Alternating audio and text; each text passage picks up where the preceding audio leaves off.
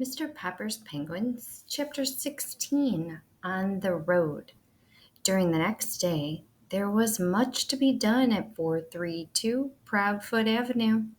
There were new clothes to buy for all of them, and the old ones to pack away in mothballs. Then Mrs. Pepper had to scrub and polish and straighten the whole place, for she was much too good a housekeeper to leave everything at sixes and sevens while the Peppers were away. Mr. Greenbaum sent them their first week's pay in advance. The first thing they did was to pay off the man who had installed the freezing plant in the basement. He had been getting rather uneasy about his money, and after all, without him they could never have trained the penguins. Next, they sent a check to the company who had been shipping the fresh fish all the way from the coast. At last everything was done, and Mr. Pepper turned the key in the door of the little house. They were a little late in arriving at the railway station on account of the argument with the traffic police.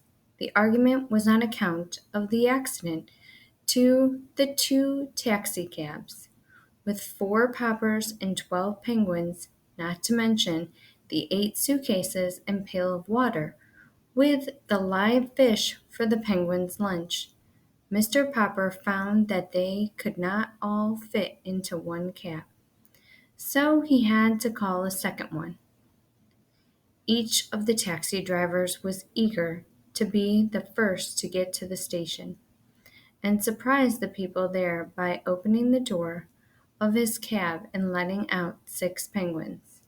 So they raced each other all the way, and in the last block they tried to pass each other, and one of the fenders got torn off. The traffic officer naturally got very annoyed.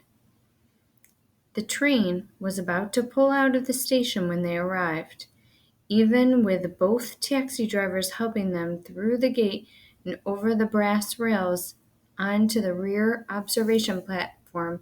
They barely made it. The penguins were gasping. It had been decided that Mr. Pepper should ride in the baggage car with the penguins to keep them from getting nervous, while Mrs. Pepper and the children should ride in one of the Pullmans. Because of getting on at the observation end of the train, Mr. Pepper had to take the birds through the whole length of the train. It was easy enough to get them through the club car, even with the pail of fish to carry.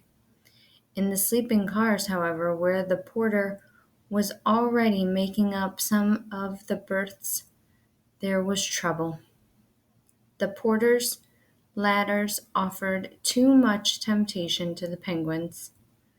There were a dozen happy orcs from a dozen ecstatic beaks, Poppers performing penguins completely forgetting their discipline, fought to climb the ladders and get into the upper berths. Poor Mr. Popper, one old lady screamed that she was going to get off the train, whether it was going 90 miles an hour or not. The gentleman wearing a clergyman's collar suggested opening a window so that the penguins could jump out. 2 porters tried to shoo the birds out of the berths. Finally, the conductor and the brakeman with a lantern came to the rescue. It was quite a while before Mr. Popper got his pets safely into the baggage car. Mrs. Popper worried a little at the start over the idea of having Janie and Bill miss 10 weeks of school while they were on the road, though the children did not seem to mind. "And you must remember, my love," said Mr. Popper, who had never before been out of Stillwater, in spite of his dreams of distant countries, "that travel is broadening."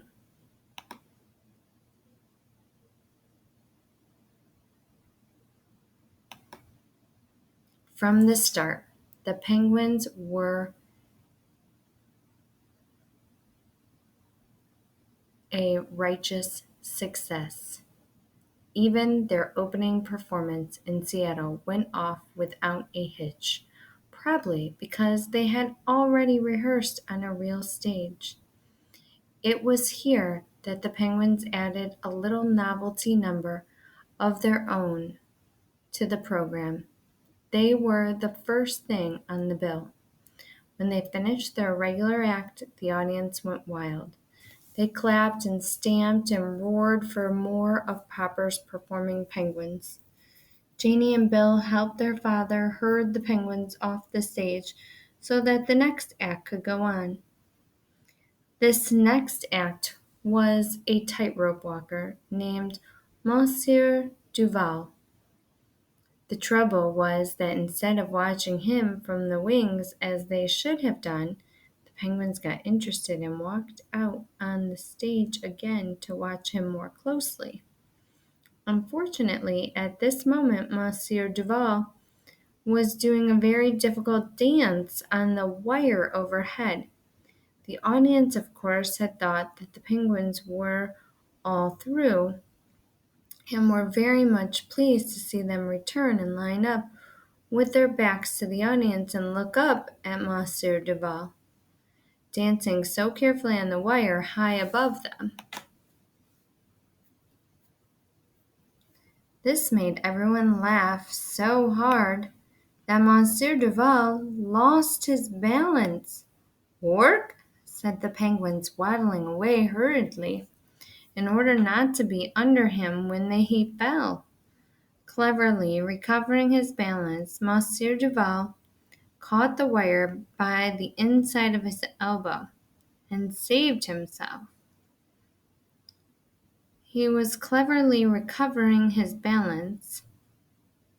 Monsieur Duval caught the wire by the inside of his elbow and saved himself. He was very angry when he saw the Popper performing penguins opening wide with 12 red beaks as if they were laughing at